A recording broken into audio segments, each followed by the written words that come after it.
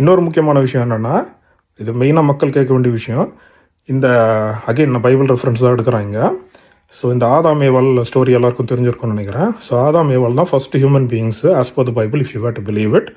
அப்போ வந்து காட் என்ன சொல்கிறாருன்னா, இந்த மாதிரி எல்லா அந்த இந்த ஏதேன் தோட்டம்னுவாங்க, ஈடன், அந்த கார்டன் ஆஃப் ஈடனில் வந்துட்டு எல்லா ஃப்ரூட்ஸையும் நீங்கள் சாப்பிட்லாம் எக்ஸப்ட் ஃபார் ஒன் ட்ரீ அப்படின்னு வரும். அந்த ட்ரீயில் இருக்கிற ஃப்ரூட்டை மட்டும் நீங்கள் சாப்பிடக்கூடாது அப்படின்னு சொல்லியிருப்பாரு.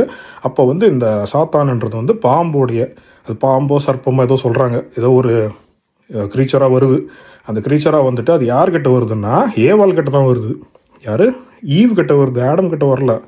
எதுக்கு? ஏன்னா ஆடம் வந்து கடவுளோட நடந்தாருன்னு எழுதியிருக்கு. கடவுளோட நடக்கிறதுனா சும்மா வாக்கிங் போகிறது கிடையாது. அந்த அளவுக்கு பர்ஃபெக்டாக இருந்தான், ஈக்குவலாக சரிசமமாக.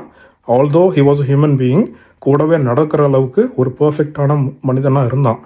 ஆனால் அது எல்லாத்தையும் கெடுத்து குட்டிச்சோறாக்குனது ஈவ்.